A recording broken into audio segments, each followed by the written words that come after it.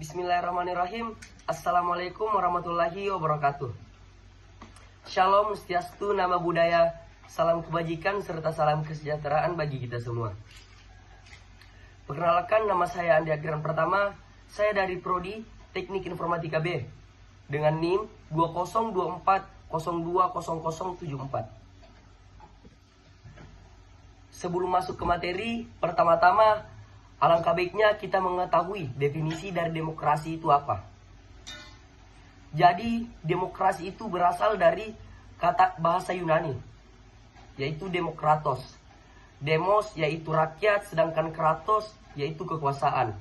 Jadi, di sini kita dapat mendefinisikan bersama-sama bahwasanya demokrasi itu sendiri adalah kekuasaan rakyat.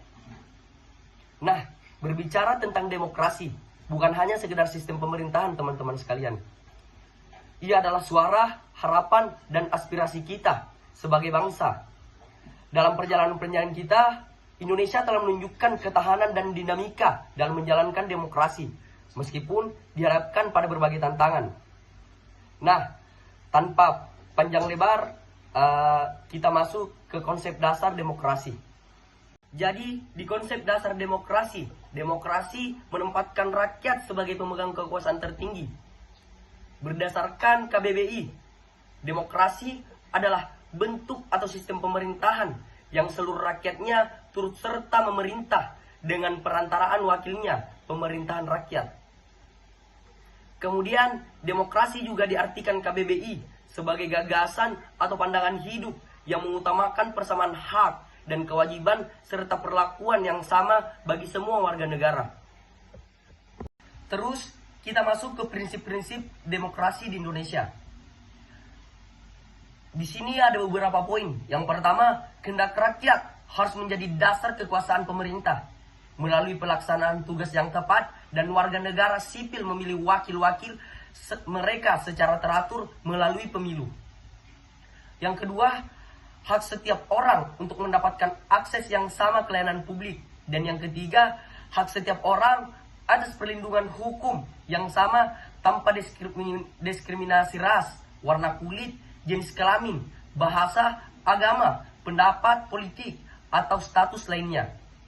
Yang keempat, hak setiap orang atas kebebasan berpendapat dan berekspresi. Yang kelima, hak setiap orang atas kebebasan berpikir, hati nurani dan agama. Yang keenam, hak setiap orang untuk mendapatkan akses yang sama atas pendidikan. Yang ketujuh, hak pers untuk mengumpulkan, melaporkan dan menyebarluaskan informasi, berita dan opini.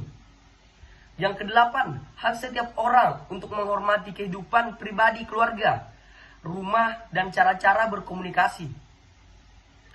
Yang kesembilan, hak setiap orang atas kebebasan berkumpul secara damai dan berserikat, termasuk untuk membentuk atau bergabung dengan partai politik mereka sendiri.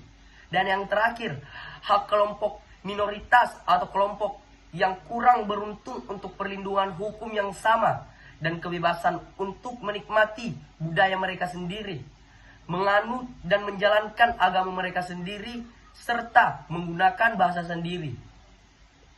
Kita lanjut ke perkembangan demokrasi di Indonesia. Yang pertama, demokrasi parlementer 1945 sampai 1959.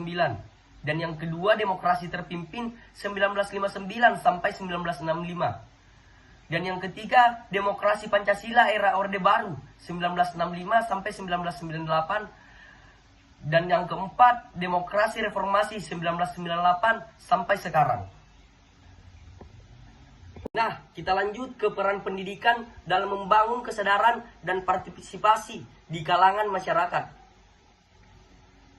Pendidikan demokrasi merupakan salah satu hal yang sangat penting bagi masyarakat dalam memperkuat nilai-nilai demokrasi dan meningkatkan partisipasi aktif dalam kehidupan politik. Mulai dari sekolah sebagai salah satu institut yang memiliki peran penting dalam membentuk karakter dan sikap warga negara.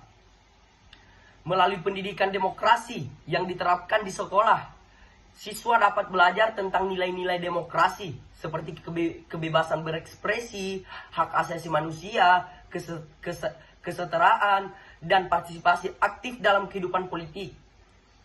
Siswa juga akan diajarkan tentang proses demokrasi seperti pemilihan umum, pemungutan suara, dan partisipasi dalam debat dan diskusi.